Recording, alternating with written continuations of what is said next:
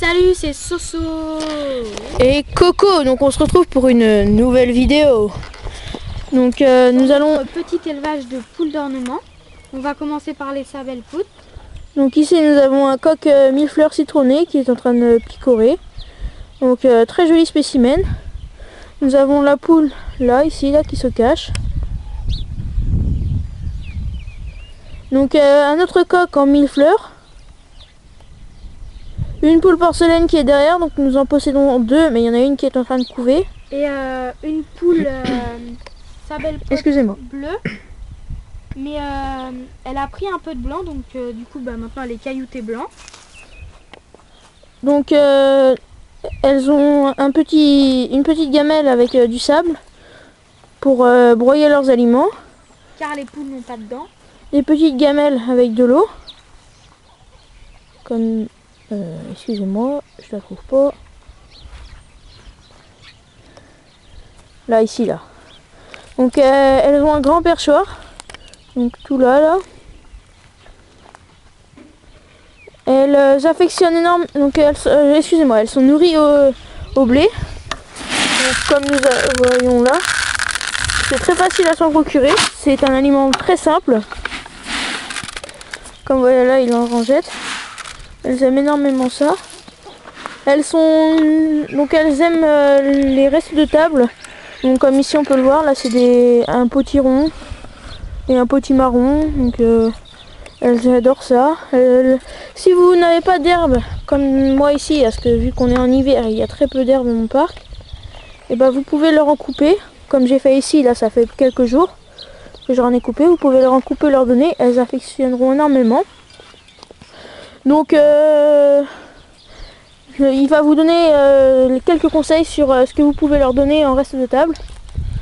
Alors les poules elles adorent les tomates, c'est comme les bonbons pour nous. Le pain mouillé, pareil, elles adorent, comme le chocolat pour nous, ou le Nutella. Les restes de table comme il vient de vous dire, par contre faut pas leur donner de viande, ça pourrait les rendre agressives et elles voudraient vous piquer avec leur petit bec, même si elles n'ont pas de dents, ça fait quand même très mal. Et bien sûr, je pense que vous vous le doutez, des vers de terre. Si vous en trouvez pendant que vous faites du jardinage, vous leur en donnez, elles seront contentes et voilà. Donc si vous êtes amateur d'huîtres, vous pouvez écraser vos huîtres et leur donner. Ça permettra aux poules d'avoir une coquille, ça donnera du calcium aux poules.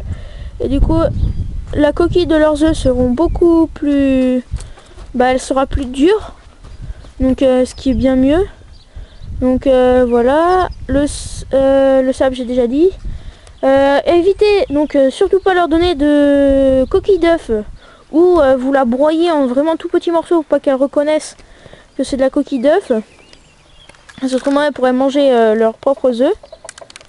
Donc pas donner de pommes de terre crues en tout cas. Si vous leur donnez des pommes de terre cuites, ce n'est pas dérangeant du tout. Parce que la pomme de terre cuite permet, c'est bon pour elles, elles affectionnent énormément ça. Et si vous avez des vieux œufs, vous pouvez les faire cuire pour avoir des œufs durs, des œufs qui seront plus bons. Et vous mélangez en faisant une bouillie avec des pommes de terre et vous leur donnez. Ça va les rendre ravies, elles vont être heureuses, super contentes. Donc nous allons passer au bâtiment.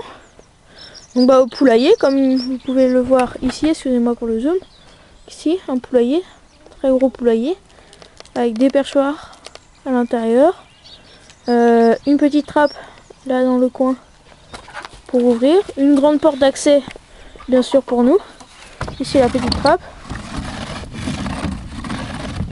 une grande porte d'accès bien sûr pour que nous puissions rentrer.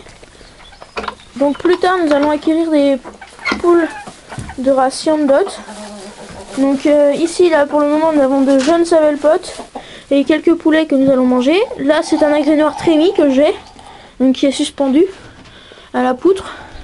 Donc on peut mettre 18 kg de... Moi je mets 18 kg de blé, enfin nous mettons 18 kg de blé dedans. On a un abreuvoir avec un réservoir d'eau pour éviter de venir tous les jours leur en mettre. Elles ont des perchoirs, comme vous pouvez le voir ici. Plein de perchoirs, donc c'est des branches qu'on a récupérées. Ici, Nous avons un nid, 2 nids, 3 nids, 4 nids. Et le 5e nid qui se trouve ici, qui est utilisé. Donc où elles viennent pondre. Donc, la litière, nous utilisons de la paille. Faut mettre assez épais parce que vu que les poules elles ont des plumes. Bah, les savelpotes ont Oui. des pattes plumées, donc elles ont l'hiver quand il y a de l'humidité, elles ont plein d'humidité dans les pattes. Du coup, quand il y a épais de paille, elles déposent l'humidité dans la paille. Dans les nids, il faut mettre du foin, comme ici là, du foin. Donc c'est de l'herbe séchée, le foin. Donc si vous mettez pas de foin, mettez du copeau. Parce que la paille, si vous leur mettez de la paille en litière et de la paille dans les nids, elles ne vont pas savoir où pondre et où elles peuvent aller nicher. Et le foin est beaucoup plus doux, beaucoup plus moelleux. Elles peuvent faire un cercle beaucoup plus facilement dedans. Donc votre poulailler, il faut le nettoyer assez souvent. Donc moi je nettoie 2 fois par mois, à peu près. Donc il existe plusieurs genres de nourrisseurs Trimi. Donc ici, on retrouve les savelpotes, donc qui ont un très grand parc, hein, comme vous pouvez le voir. Très grand parc. Elles grattent comme elles veulent. Ici elles sont libres de faire ce qu'elles veulent. Bon, ciao, on se retrouve pour une prochaine vidéo. Salut! Bye!